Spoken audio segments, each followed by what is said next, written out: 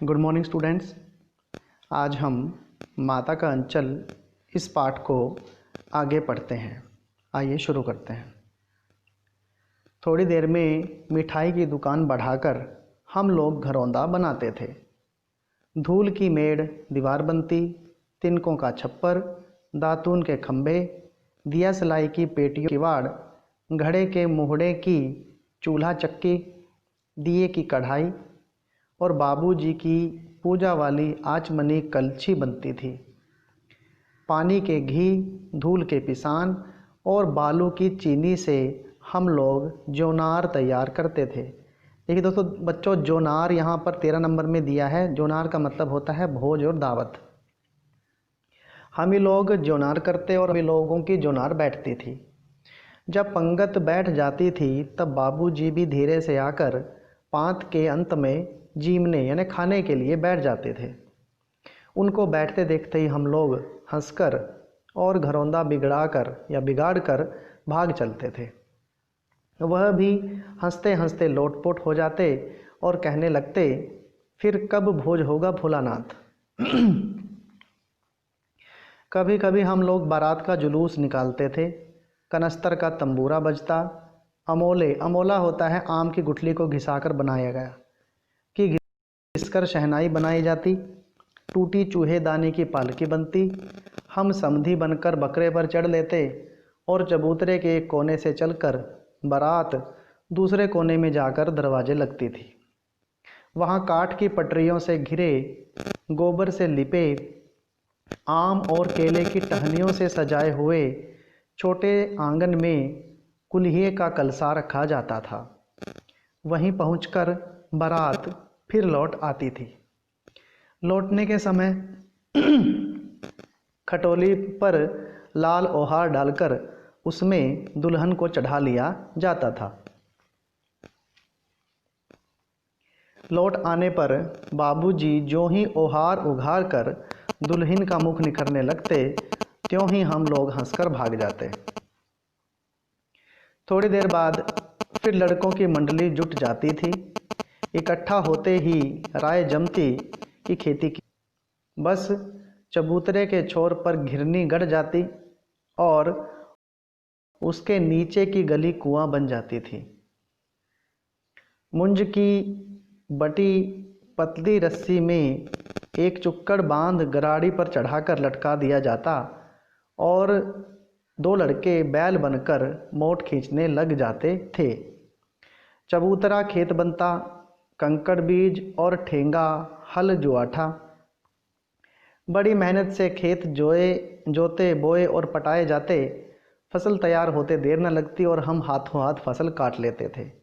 काटते समय गाते थे, ऊंच नीच यारी जो उपजी सो भई हमारी। फसल को एक जगह रखकर उसे पैरों से रौंद डालते थे। कसोरे का सूप बनाकर ओसाते और मिट्टी की दिए के तराजू पर तौलकर राशि तैयार कर लेते थे। इसी बीच बाबूजी आकर पूछ बैठते थे, इस साल की खेती कैसी रही भोलानाथ। बस फिर क्या, हम लोग ज्यों का त्यों खेत खलिहान छोड़कर हंसते हुए भाग जाते थे। कैसी मौज की खेती थी। ऐसे ऐसे नाटक हम लोग बराबर खेला करते थे। बटोही भी कुछ देर ठिठक कर हम लोगों के तमाशे देख लेते थे। जब कभी हम लोग ददरी के मेले में जाने वाले आदमियों का झुंड देख पाते तब कूद कूद कर चिल्लाने लगते थे, चलो भाइयों ददरी, सत्तू पिसान की मोटरी। अगर किसी दूल्हे के आगे आगे जाती हुई ओहारदार पालकी देख पाते तब खूब जोर से चिल्लाने लगते थे, रहरी में रहरी पुरान रहरी, डोला के कनिया हमार मेहरी। इस बात पर एक बार बूढ़े वर ने हम लोगों को बड़ी दूर तक खदेड़कर ढेलों से मारा था। उस खसूट खबीस की सूरत आज तक हमें याद है। न जाने किस ससुर ने वैसा जमाई ढूंढ निकाला था। वैसा घुड़मुहा आदमी हमने कभी नहीं देखा। आम की फसल में कभी कभी खूब आंधी आती है। आंधी के कुछ दूर निकल जाने पर हम लोग बाग की ओर दौड़ पड़ते थे। वहाँ चुन चुन कर घुले घुले गोपी आम चापते थे। एक दिन की बात है, आंधी आई और पट पड़ गई। आकाश काले बादलों से ढक गया। मेघ गरजने लगे, बिजली कौंधने और हवा सनसनाने लगी। पेड़ झूमने और ज़मीन चूमने लगे। हम लोग चिल्ला उठे, एक पैसा की लाई, बाजार में चितराई, बरखा उधरे बिलाई। लेकिन बरखा न रुकी और भी मूसलाधार पानी होने लगा। हम लोग पेड़ों की जड़ से धड़ से सट गए। जैसे कुत्ते के कान में अंठई चिपक जाती है, मगर बरखा जमी नहीं, थम गई। बरखा बंद होते ही बहुत से बिच्छू नज़र आए। हम लोग डरकर भाग चले। हम लोगों में बैजू बड़ा ढीठ था। संयोग की बात, बीच में मूसन तिवारी मिले। बेचारे बूढ़े आदमी को सूझता कम था। बैजू उसको चिढ़ाकर बोला, बुढ़वा बेईमान, मांगे करेले का चोखा। चोखा होती है सब्जी। हम लोगों ने बैजू के सुर में सुर मिलाकर यही चिल्लाना शुरू किया। मूसन तिवारी ने बेतहाशा खदेड़ा। हम लोग तो बस अपने अपने घर की ही ओर आंधी हो चले। जब हम लोग न मिल सके तब तिवारी जी सीधे पाठशाला में चले गए। वहाँ से हमको और बैजू को पकड़ लाने के लिए 4 लड़के गिरफ्तारी वारंट लेकर छूटे। इधर ज्यों ही हम लोग घर पहुँचे, त्यों ही गुरुजी के सिपाही हम लोगों पर टूट पड़े। बैजू तो 9-2-11 हो गया, हम पकड़े गए। फिर तो गुरुजी ने हमारी खूब खबर ली। बाबूजी ने ये हाल सुना, वह दौड़े हुए पाठशाला में आए। गोद में उठाकर हमें पुचकारने और फुसलाने लगे, पर हम दुलारने से चुप होने वाले लड़के नहीं थे। रोते रोते उनका कंधा आंसुओं से तर कर दिया। वह गुरुजी की चिरोरी करके, चिरोरी होती है जिसको हम कह सकते हैं भाई दीनता पूर्वक की जाने वाली प्रार्थना, हमें घर ले चले। रास्ते में फिर हमारे साथी लड़कों का झुंड मिला।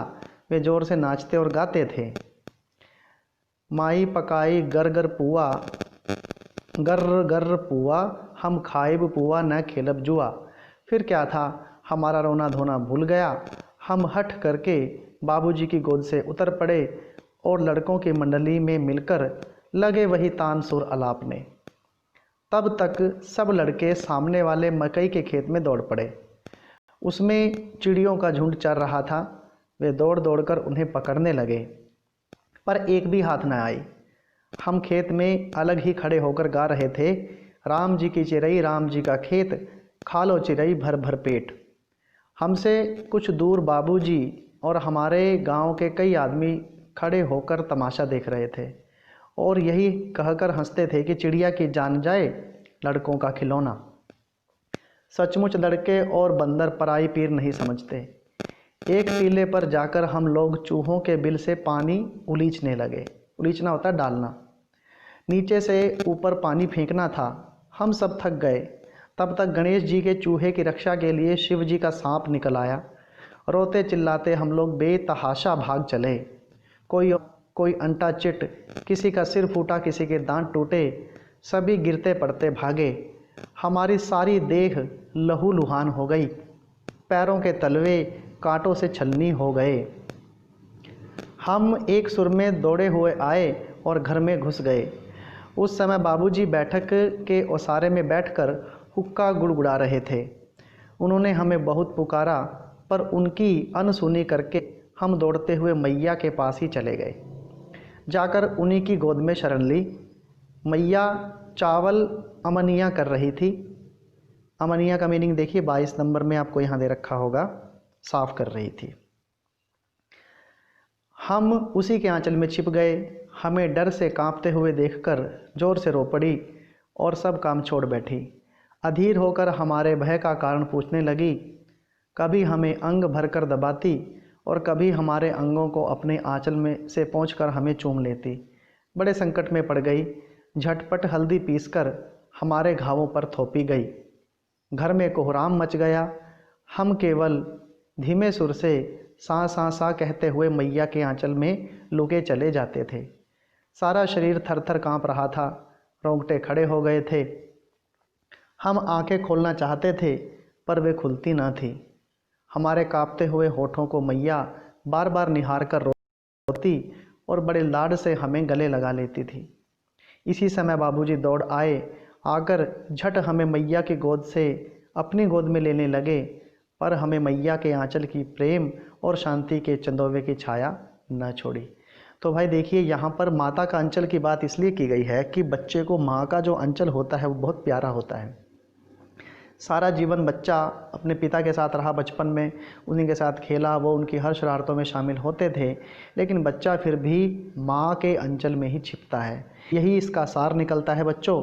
और अब आपने इस पाठ को ध्यान से पढ़ना है और नीचे इसके प्रश्न दे रखे हैं और इन प्रश्नों को आपने अपनी जो रफ कॉपी है उसमें बनाना है। तो इसके पहले जो 6 प्रश्न हैं उनके उत्तर आपने रफ कॉपी पे लिखने हैं। Thank you.